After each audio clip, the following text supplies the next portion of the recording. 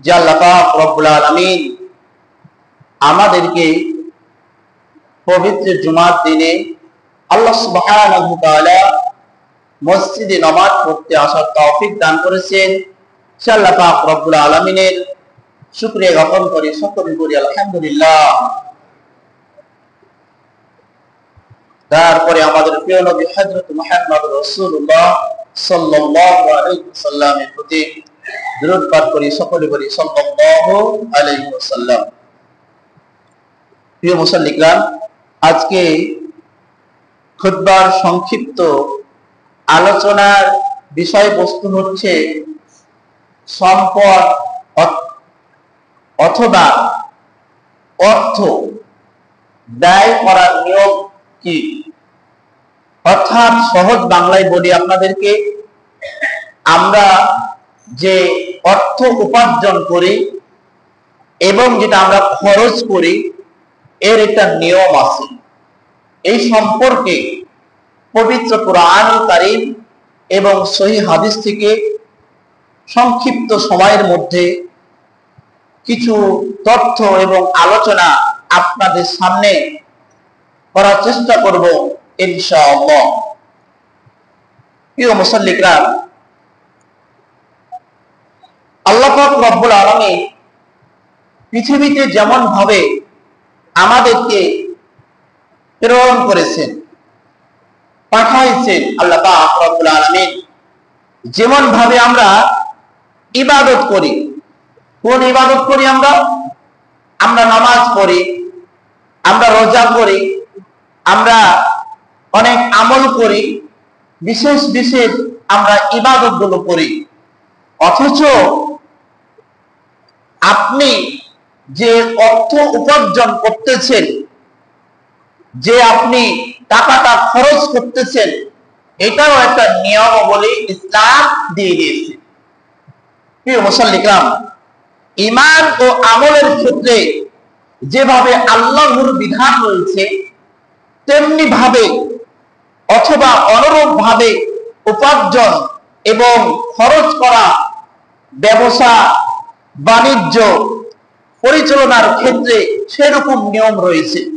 প্রিয় মুসল্লিগণ, যেমন ভাবে দেখেন আমাদের মধ্যে কি আছে, আমাদের মধ্যে যারা গরিব আছে, আপনার অর্থ সম্পদ রয়েছে, টাকা পয়সা রয়েছে, যদি সেটা আপনি শরীয়ত অনুযায়ী যদি আপনি সেটা খরচ করেন তাহলে সমাজের গরিবরা মারা যাবে না।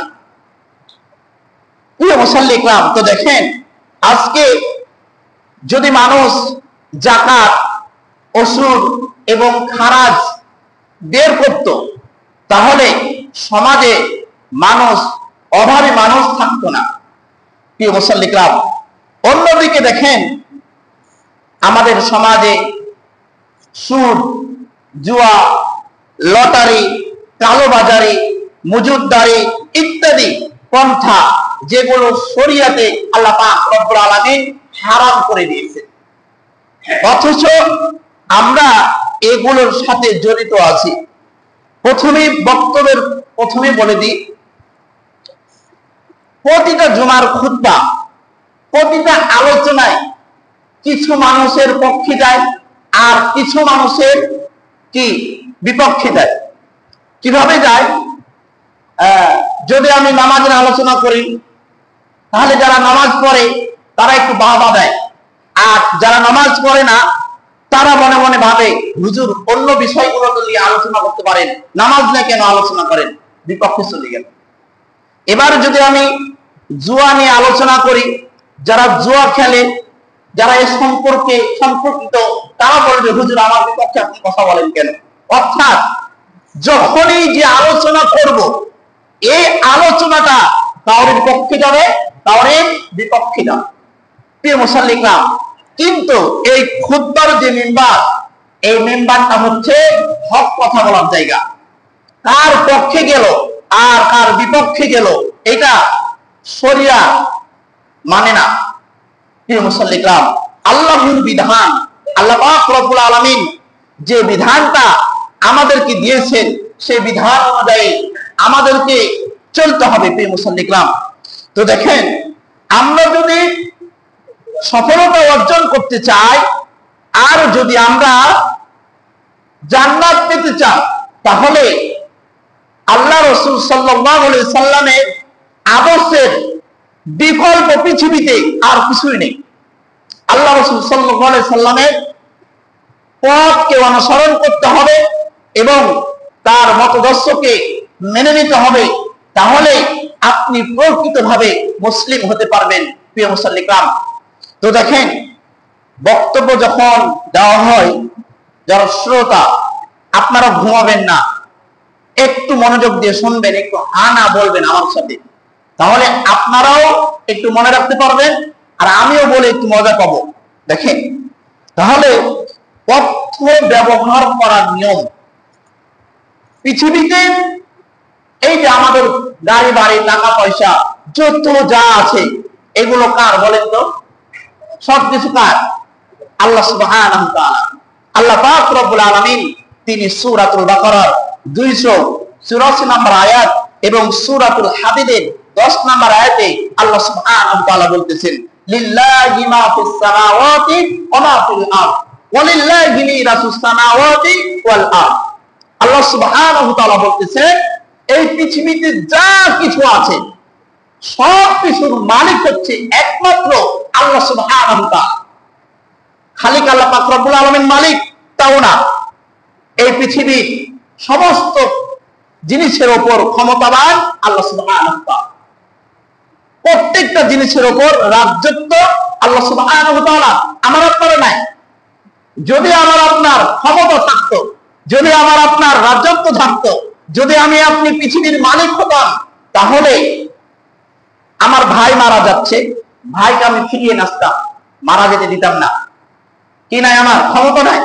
এটা আল্লাহ সুবহানাহু ওয়া তাআলার ক্ষমতা প্রিয় মুসল্লিকরাম। তাহলে আমরা যে আমাদের পৃথিবীতে টাকা পয়সা উপার্জন করে, বাড়ি গাড়ি, ব্যাংক ব্যালেন্স সব কিছু আছে, এগুলো তো আমার মনে করি, অথচ আল্লাহ সুবহানাহু ওয়া তাআলা বলতেছেন এইগুলো আমার আপনার জন্য অল্প সময়ের জন্য, কিছুদিনে আমরা ব্যবহার করব, তারপর এগুলো রেখে আমাদের আবার আখিরাতের পথে আমাদের চলে যেতে হবে। যদি সবাই যদি নিজের টাকা অর্থ পয়সা নিজের মনে করত, তাহলে সবাই কবরে নিয়ে যেত, কেউ রেখে দিত না প্রিয় মুসল্লিকরাম। তো দেখেন, আল্লাহ পাক রব্বুল আলামিন বলতেছেন সূরাতুল বাকারা 29 নম্বর আয়াত আল্লাহ সুবহানাহু ওয়া তাআলা বলেন, হুয়াল্লাযী খালাকা লাকুম মা ফিল আরদি জামিআ। আল্লাহ সুবহানাহু ওয়া তাআলা বলতেছেন, এই পৃথিবীতে যা কিছু আছে, যত কিছু সৃষ্টি করা হচ্ছে, একমাত্র এই মানুষের জন্য সৃষ্টি করেছেন আল্লাহ পাক রব্বুল আলামিন। পৃথিবীতে যত সৃষ্টি আছে, প্রত্যেকটা সৃষ্টি আল্লাহ পাক রব্বুল আলামিন মানুষের জন্যই করেছেন। কেন করলেন মানুষের জন্য? আল্লাহ পাক রব্বুল আলামিন তিনি সূরাতুল 3 এর 4 নম্বর আয়াতে আল্লাহ পাক রব্বুল আলামিন বলতেছেন, লাকাদ খালাকনাল ইনসানা ফি আহসানি তাকওয়িম। আমি মানুষকে, পৃথিবীতে যত মাখলুকাত আছে, যত আল্লাহর সৃষ্টি আছে, সবচেয়ে আল্লাহ পাক রব্বুল আলামিন মানুষকে উত্তম আকার আকৃতি দিয়ে সৃষ্টি করেছে, যা পৃথিবীতে অন্য কোনো মাখলুকাত নাই। দেখেন, আল্লাহ পাক রব্বুল আলামিন সৃষ্টি করলেন উত্তম আকার আকৃতি দিয়ে, কিন্তু পরের আয়াতে আল্লাহ সুবহানাহু ওয়া তাআলা বলতেছেন, তুম্মা রাদাদনাহু আসফালা সাফিলিন। ওই মানুষ যদি আল্লাহ পাক রব্বুল আলামিনের বিধানকে অমান্য করে, আল্লাহর বিধানকে যদি অস্বীকার করে, ওই মানুষ, যে মানুষকে আল্লাহ সৃষ্টি করলেন, আর আল্লাহর বিধানকে যদি অমান্য করে, আল্লাহ বলতেছেন ওই মানুষকে সবচাইতে নিচু স্থানে আমি নামাই দিই। নিচু স্থান মানে আল্লাহ পাক রব্বুল আলামিন তাকে জাহান্নামে দিবেন প্রিয় মুসল্লিকরাম। তাহলে পৃথিবীতে যা কিছু আছে, সব কিছু সৃষ্টি একমাত্র লক্ষ্য উদ্দেশ্য আল্লাহ পাক রব্বুল আলামিন মানুষের জন্য সবকিছু সৃষ্টি করেছেন, যাতে করে মানুষ এগুলো থেকে জ্ঞান অর্জন করতে পারে, যাতে করে মানুষ আল্লাহ সুবহানাহু ওয়া তাআলা তিনি যে সৃষ্টিকর্তা এটা চিনতে পারেন। এই জন্য আল্লাহ পাক রব্বুল আলামিন পৃথিবীতে এতগুলো মাখলুকাত আল্লাহ পাক রব্বুল আলামিন সৃষ্টি করেছেন প্রিয় মুসল্লিকরাম। তো পৃথিবীতে আল্লাহ পাক রব্বুল আলামিন আমাকে আপনাকে সম্পদ বা অর্থ টাকা পয়সা দিল। এই অর্থ টাকা পয়সা আল্লাহ পাক রব্বুল আলামিন বলতেছেন যে মুমিনের করণীয় নয় যে তারা টাকা পয়সা বা ধন সম্পদ তারা গণনা করে রাখবে, তারা গণনা করবে না। কি করবে তাহলে? আল্লাহ সুবহানাহু ওয়া তাআলা তিনি সূরাতুল হুমাযার মধ্যে বলতেছেন, প্রথম 1 এবং 2 নম্বর আয়াতে আল্লাহ পাক রব্বুল আলামিন বলেন, ওয়াইলুল লিকুল্লি হুমাযাতিল লুমাযা, ওই মানুষের জন্য পরনিন্দা যে সামনে এবং পিছনে মানুষের পরনিন্দা করে। এরা কারা? যারা মানুষের গীবত করে।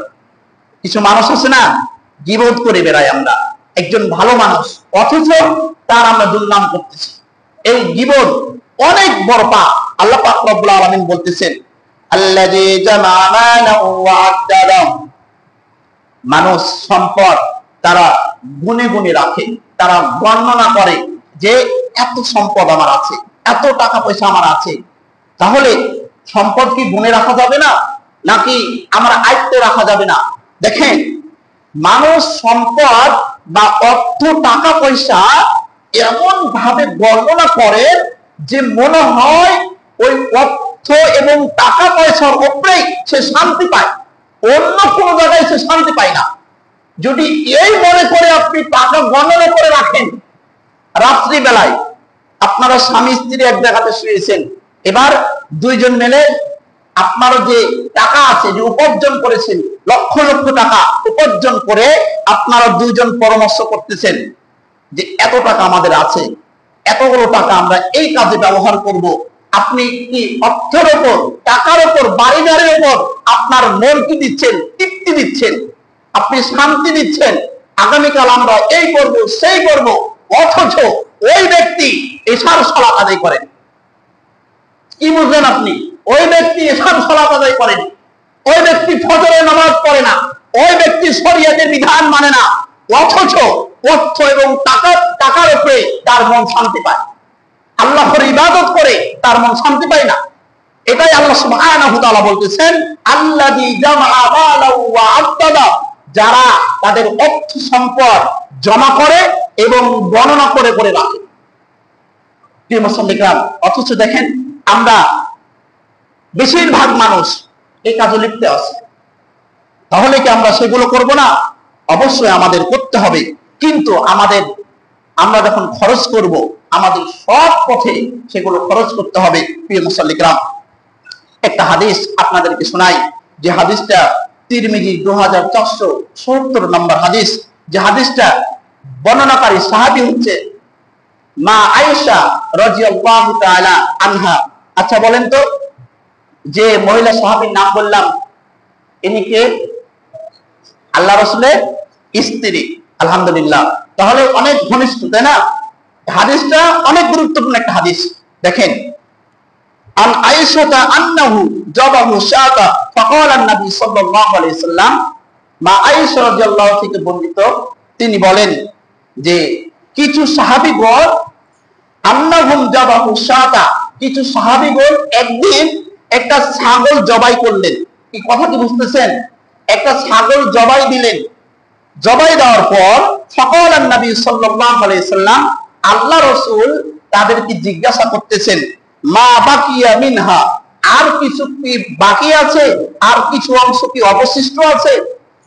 তখন ক্বালাত আয়েশা রাদিয়াল্লাহু তাআলা আনহা বলতেছেন, মা বাকিয়া মিনহা ইল্লা তাতিফুহা, আমি সবগুলো দান করে দিয়েছি, সব কিছু দান করে দিয়েছি, শুধুমাত্র তাতিফুহা, এই ঘাড়ের যে মাংসটা, এই মাংসটা অবশিষ্ট আছে, অথবা বেঁচে আছে গোশত।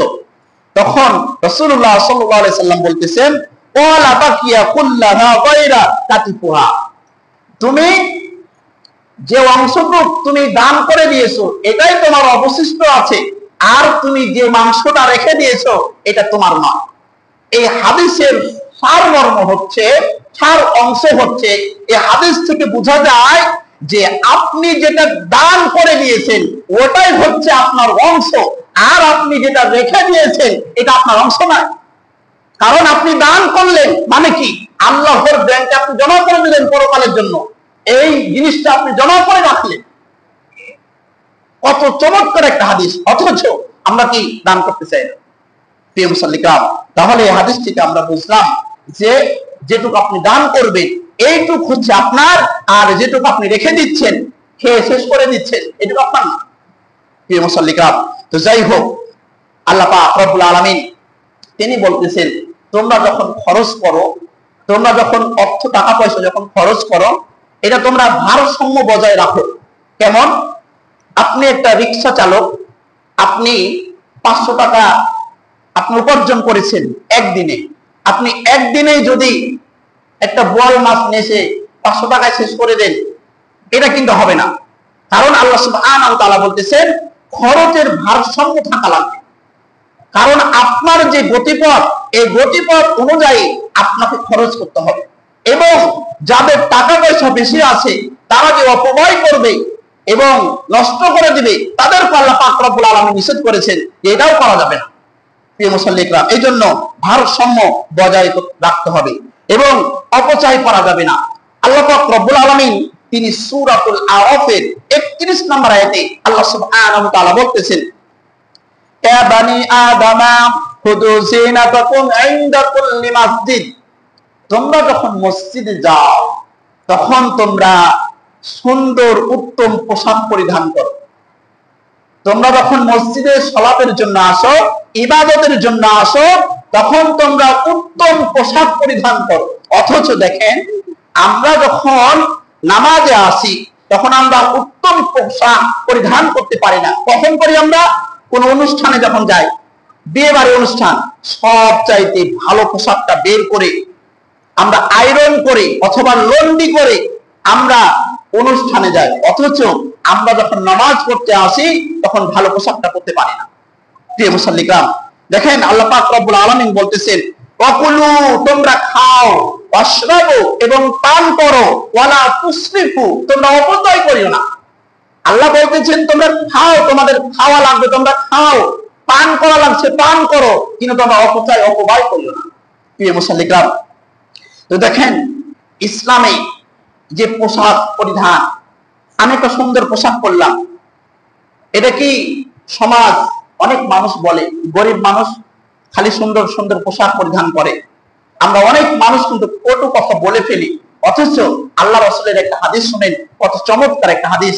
আল্লাহ রাসূল সাল্লাল্লাহু আলাইহি সাল্লাম বলতেছেন, সহিহ বুখারীর সহিহ মুসলিমের 166 নাম্বার হাদিস আপনি পেয়ে যাবেন। হাদিসটা তিনি বলতেছেন, লা ইয়াদখুলুল জান্নাতা মান কানা ফি কলবিহি মিসকালা যাররাতিন মিন কিবরি। আল্লাহ রাসূল বলতেছেন, যার অন্তরে সমপরিমাণ যার অহংকার রয়েছে সে জান্নাতে প্রবেশ করবে না। তাহলে দেখেন এই অহংকার কি? আল্লাহ রাসূল বলতেছেন, ক্বালা রাজুলুন, এক ব্যক্তি বলল, ইন্নার রাজুলা, নিশ্চয় মানুষ, ইউহিব্বু, মানুষ পছন্দ করে, আইয়াকুনা সাওবাহু হাসানান ওয়া নালাহু হাসানান, মানুষ পছন্দ করে তার এই পোশাকটা সুন্দর হোক, দেখতে ভালো হোক, মানুষ এটা পছন্দ করে। মানুষ আর কি পছন্দ করে? ওয়া নালাহু হাসানান, তার জুতা যে পরিধান করে এই জুতা সুন্দর হোক, এটা মানুষ চায়। তখন আল্লাহ রাসূল সাল্লাল্লাহু আলাইহি সাল্লাম বলতেছেন, শোনো, মানুষ যে সুন্দর পোশাক পরে এটা মানুষের অহংকার না। কেন অহংকার না? ইন্নাল্লাহা জামিল, আল্লাহ হচ্ছেন সুন্দর, ইউহিব্বুল জামাল, তিনি সুন্দরকে পছন্দ করেন। তাহলে সুন্দর পোশাক পরা, সুন্দর জুতা পরা, নতুন বা উত্তম জুতা পরিধান করা, এটা কিন্তু অহংকার না। কারণ আল্লাহ সুন্দর, আপনি সুন্দরকে আল্লাহ পাক রব্বুল আলামিন পছন্দ করেন। এখন আপনি কৃষক মানুষ, কৃষক এখন কি করতেছেন? আপনি মাঠে কাজ করতেছেন, কাজ করতে করতে আপনি শরীর একবারে ঘেমে গেছে, ঘাম ঝরতেছে শরীর দিয়ে, অথচ আপনার শরীর দিয়ে গন্ধ বের হচ্ছে। ওই অবস্থায় আপনি উযু করে নামাজে দাঁড়িয়ে যাচ্ছেন, এটিকে আপনি কি আল্লাহ পাক রব্বুল আলামিনের সামনে আপনি দাঁড়াচ্ছেন, এই গন্ধ অবস্থায় আপনার ঘাম ঝরতেছে, অথচ আপনি দাঁড়িয়ে যাচ্ছেন। অথচ আপনার সময় ছিল যে আরেকটু আগে কাজ ছেড়ে দিয়ে আমি গোসল করে সুন্দরভাবে নামাজটা পড়ি। আমাদের মধ্যে অনেক মানুষ আছে, অনেক সময় আমরা কি করি? গামছা শরীরে দিয়ে আমরা নামাজ পড়ি, অথচ আমরা শরীর সম্পূর্ণ ঢাকি না। প্রিয় মুসল্লিরা, এই জন্য আমাদেরকে অবশ্যই যে আমরা যেন সুন্দর পোশাক পরি, অথচ এটা কিন্তু অহংকার না। এখন আমরা শুনবো যে হালাল উপার্জনের গুরুত্ব, হালাল উপার্জন যে আমাদের করতে হবে এর গুরুত্ব কি। আল্লাহ পাক রব্বুল আলামিন তিনি সূরাতুল নাবার 9, 10 এবং 11 নম্বর আয়াতে আল্লাহ পাক রব্বুল আলামিন বলতেছেন, ওয়া জাআলনা নাওমাকুম সুবাতা, আমি ঘুমকে করেছি আরামদায়ক, এবং ওয়া জাআলনাল লাইলা লিবাসা, এবং রাতকে করেছি আবরণ, এবং ওয়া জাআলনান নাহারা মাআশা, এবং আমি দিনকে করেছি তোমাদের জন্য উপার্জন স্বরূপ। তাহলে দেখেন এখানে তিনটা আয়াতে তিনটা কথা আমাদের জন্য খুব গুরুত্বপূর্ণ। আল্লাহ পাক রব্বুল আলামিন, আপনি কাজ করেছেন, ক্লান্ত হয়ে গিয়েছেন, আপনি এবার রাত্রে ঘুমান বা একটু দিনে ঘুমিয়ে নেন, দেখবেন আপনার শরীরের ক্লান্ত গুলো সব চলে গেছে। কারণ আল্লাহ পাক রব্বুল আলামিন নিজেই বলতেছেন, ওয়া জাআলনা নাওমাকুম সুবাতা, আমি ঘুম তোমাদের জন্য আরামদায়ক করেছি, আর রাতকে কি করেছি আবরণ, এবং দিনকে করেছি তোমার জন্য উপার্জন স্বরূপ, যাতে করে তোমরা উপার্জন করতে পারো। প্রিয় মুসল্লিরা, এবার দেখেন আল্লাহ পাক রব্বুল আলামিন বলতেছেন, তোমরা যে উপার্জন করতেছো, এই উপার্জন থেকে তোমরা আল্লাহর পথে কিছু দান করো। কোনগুলো দান করতে হবে? আল্লাহ পাক রব্বুল আলামিন বলতেছেন, ইয়া আইয়ুহাল্লাযীনা আমানু আনফিকু মিন তাইয়্যিবাতি মা কাসাবতুম ওয়া মিম্মা আখরাজনা লাকুম মিনাল আরদ। আল্লাহ পাক রব্বুল আলামিন বলতেছেন, ইয়া আইয়ুহাল্লাযীনা আমানু আনফিকু, ওয়া ঈমানদারগণ, আমি তোমাদেরকে যা দিয়েছি তা থেকে তোমরা মিন তাইয়্যিবা, উত্তমটা তোমরা কি করো? আল্লাহর পথে দান করো। এবার ছোট্ট একটা উদাহরণ দিই আপনাদেরকে। আমরা যখন বাজারে যাই অথবা কোনো একটা পণ্য যখন আমরা কিনতে যাই, তখন আমরা কি সুন্দর জিনিসটা আমরা কিনতে চাই। আল্লাহ পাক রব্বুল আলামিন বলতেছে, তোমরা যখন দান করবা তখন উত্তমটা তোমরা দান করো, তোমার নষ্টগুলো দান করিও না আল্লাহর পথে। যেটা সুন্দর জিনিস, ভালো জিনিস, সবচাইতে তুমি ভালোবাসো, ওই জিনিস তুমি আল্লাহর পথে দান করো। কারণ এই রাস্তা দিয়ে যদি মাছ বিক্রি করে, তাহলে আপনি সর্বপ্রথম কি করবেন? যে কোন মাছটা ভালো আছে, অথবা আপনি আঙ্গুলে টিপে টিপে নিচ্ছেন, কার বিনিময়? আপনি টাকা দিয়ে কিনে নিবেন, এর বিনিময়ে আপনি মাছটা ভালো কি খারাপ আপনি দেখে নিচ্ছেন, কার বিনিময়ে? অর্থ বা টাকার বিনিময়ে। অথচ আল্লাহ সুবহানাহু ওয়া তাআলা আপনাকে যে অর্থ সম্পদ দিলেন, আল্লাহ পাক রব্বুল আলামিন বলতে, তুমি যখন দান করো তখন উত্তমটা দান করো। কারণ আমরা যখন গ্রহণ করি তখন ভালোটা নিতে চাই, অথচ যখন দান করতে চাই তখন মন থেকে বের হয় না। প্রিয় মুসল্লিরা, এই জন্যই আল্লাহ পাক রব্বুল আলামিন বলছেন তোমরা উত্তমটা দান করো। এবারে দেখেন মজার জিনিস, আল্লাহ পাক রব্বুল আলামিন তিনি সূরাতুল বাকারার 268 নম্বর আয়াতে আল্লাহ সুবহানাহু ওয়া তাআলা বলতেছেন, আশ-শাইতান ইয়াদুকুমুল ফাকরা ওয়া ইয়া'মুরুকুম বিল ফাহশা ওয়াল্লাহু ইয়া'iদুকুম মাগফিরাতাম মিনহু ওয়া ফাদলা ওয়াল্লাহু ওয়াসিউন আলিম। দেখেন এই আয়াতটা একজন মানুষের জন্য কত গুরুত্বপূর্ণ। আল্লাহ পাক রব্বুল আলামিন বলতেছেন, আশ-শাইতান, শয়তানকে বলেন তো দেখি, শয়তানকে? যে মানুষের অন্তরে অসুস্থতা দেয়, কুমন্ত্রণা দেয়, এই কি শয়তান। শয়তান কি খালি অপ্রকাশ্য ভাবে থাকে? প্রকাশ্য ভাবেও থাকে। আমাদের মানুষের মধ্যে কিছু মানুষ কি আছে বলেন দেখি? শয়তান আছে। এটা কোথায় পাবেন? সূরা নাস আমরা পাঠ করি না? এই সূরা নাসের শেষ আয়াত, মিনাল জিন্নাতি ওয়ান নাস। কিছু মানুষের মধ্যে শয়তান আছে, কিছু জিনদের মধ্যে শয়তান আছে। তাহলে যে কথা বলছিলাম যে শয়তান ইয়াইদুকুমুল ফাকরা, শয়তান মানুষকে শপথ দিচ্ছে বা মানুষকে ওয়াদা দিচ্ছে যে তুমি যদি দান করো তাহলে ফকির হয়ে যাবা। ইয়াইদুকুমুল ফাকরা, তুমি যদি দান করো তাহলে তুমি ফকির হয়ে যাবে। আর কি বলতেছে? ওয়া ইয়া'মুরুকুম বিল ফাহশা, আর খারাপ কাজ, অশ্লীল কাজে মানুষকে কি করছে? আদেশ করতেছে। তাহলে কয়টা কাজ? বলতে তুমি যদি দান করো তাহলে তুমি কি হয়ে যাবা? ফকির হয়ে যাবা, দরিদ্র হয়ে যাবা। আর বলছে তুমি খারাপ কাজ করো। এর পরিপ্রেক্ষিতে আল্লাহ সুবহানাহু ওয়া তাআলা বলতেছেন, আল্লাহু ইয়াইদুকুম মাগফিরাতাম মিনহু ওয়া ফাদলা, তুমি যদি আল্লাহর পথে দান করো ও বান্দা, আমি তোমাকে ক্ষমা করব। আল্লাহু আকবার। আল্লাহ বলতেছেন তুমি যদি দান করো আমি তোমাকে ক্ষমা করব এবং তোমার প্রতি অনবরত দান করব। তাহলে দেখেন শয়তান বলতেছে তুমি দান করলে ফকির হবে এবং খারাপ কাজের আদেশ দিচ্ছে, আর আল্লাহ বলতেছেন তুমি দান করলে তোমাকে ক্ষমা করে দেব এবং তোমার প্রতি আমি অনবরত দান করব। এবার দেখেন কোনটা নেবেন, শয়তানের কথা নেবেন না আল্লাহ সুবহানাহু ওয়া তাআলার কথা নেবেন?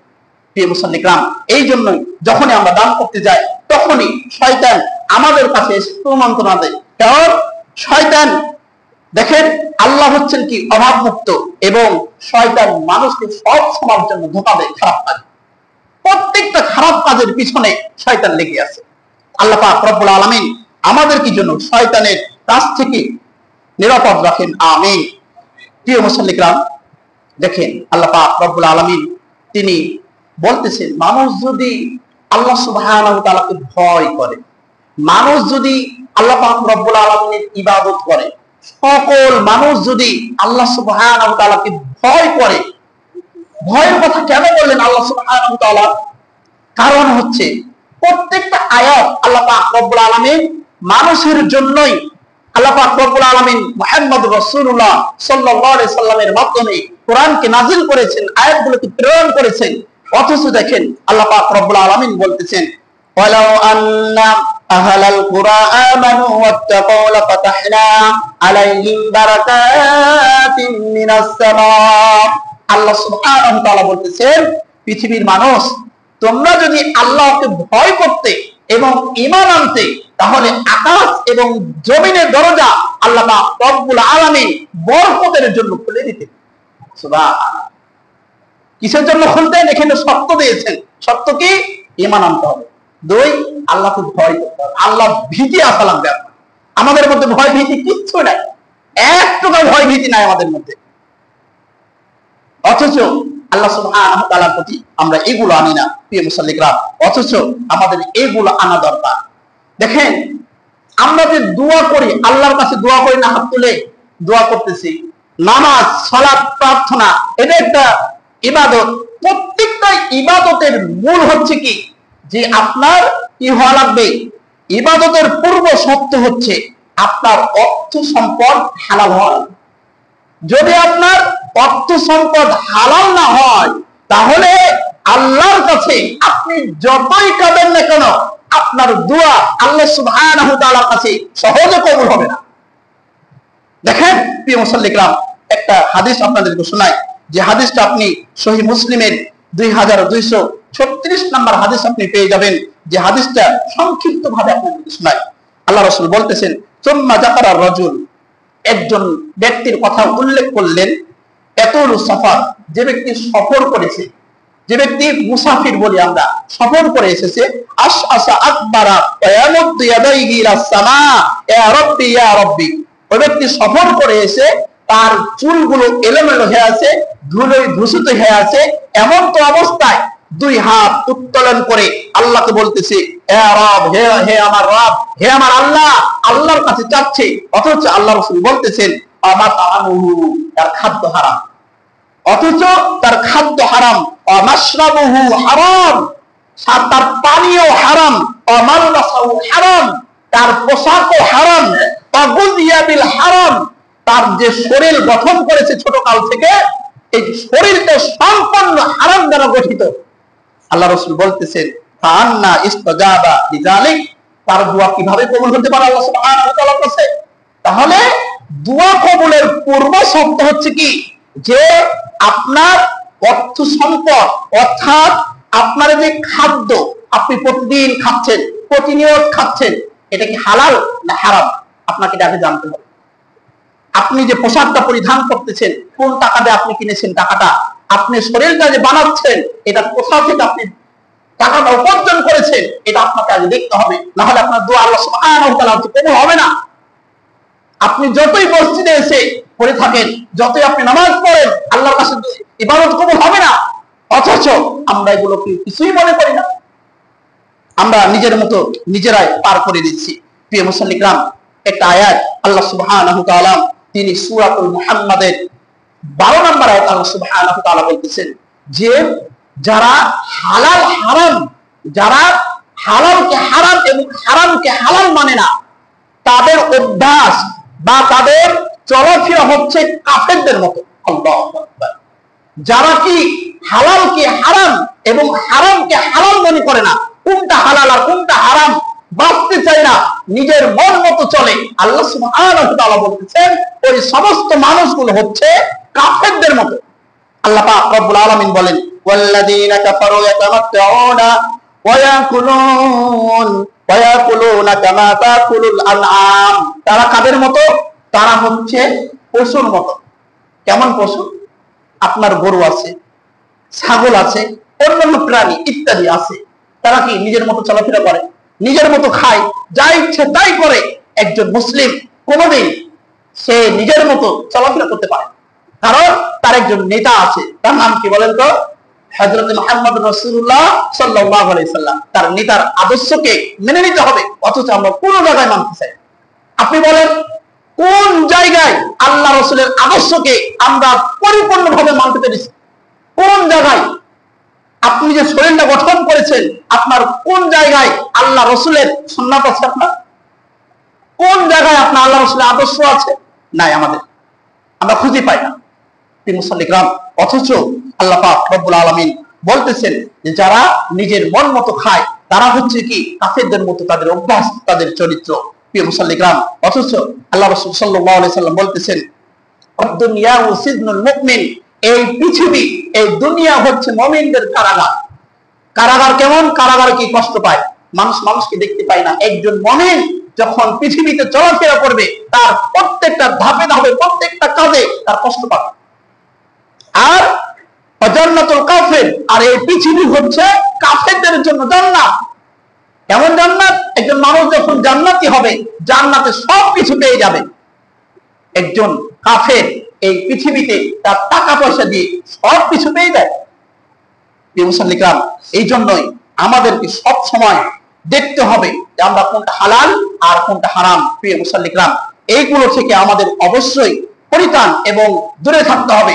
কোনটা হারাম আর কোনটা হালাল। প্রিয় মুসাল্লিকরাম, আপনি খেতে পান না, আপনি কর্ম করেন, কিন্তু এমন কিছু ব্যবসা, এমন কিছু কাজে জড়িত হবেন না যেগুলো সম্পূর্ণ হারামের সাথে মিশে আছে, সম্পূর্ণ হারামের সাথে মিশে আছে। প্রিয় মুসলিম, আপনি ছোট্ট কর্ম করেন, হালাল উপার্জন করেন, কার জন্য এত বাড়ি গাড়ি বানাচ্ছেন, কার জন্য এত কিছু করতেছেন? মরে গেলে আপনার পাশে কেউ যাবে না। একটু চিন্তা করেন, এই গ্রামের কত মানুষ মারা গিয়েছে, তাদের কাছে কেউ যায় না, অথচ তাদের বাড়ি গাড়ি সবকিছু থেকে গিয়েছে। বানাতে হবে, কিন্তু সবগুলো সৎ পথে খরচ করেন। কিছু আখিরাতের জন্য রাখেন, কিছু আল্লাহর পথে খরচ করেন। এই যে আপনারা কিছুদিন আগে কবরস্থানে গ্রামবাসীরা টাকা দিয়েছেন, কিসের জন্য? সহযোগিতা করার জন্য, বা সেটা জমি কেনার জন্য টাকা দিয়েছেন। এটা কি আখিরাতে আপনি অবশ্যই পেয়ে যাবেন। এই যে সামনে ঈদগাহ কমিটি টাকা উঠাচ্ছে, এটা কি তাদের জন্য? না, তাদের জন্য না, আপনার ছেলে মেয়ে প্রজন্মের জন্য একটা ইবাদতখানা বানার জন্য বড় করে বানাচ্ছে। এখানে মনে করবেন এটাই আমার পরকালের একটা পুঁজি। প্রিয় মুসলিম, আল্লাহ পাক রব্বুল আলামিন আমাদের প্রত্যেককে যেন হালাল মেনে চলার তৌফিক দান করেন, আমিন। এবং আমরা যেটা ভক্ষণ করব, আমরা যেটা পরিধান করব, আমরা যেটা মানুষকে দান করব, সবগুলো যেন হালাল হয়। আল্লাহ পাক রব্বুল আলামিন আমাদের প্রত্যেকের উপার্জন গুলো যেন হালাল পন্থায় হওয়ার তৌফিক দান করেন, আমিন। আল্লাহ পাক রব্বুল আলামিন যেন আমাদের শয়তানের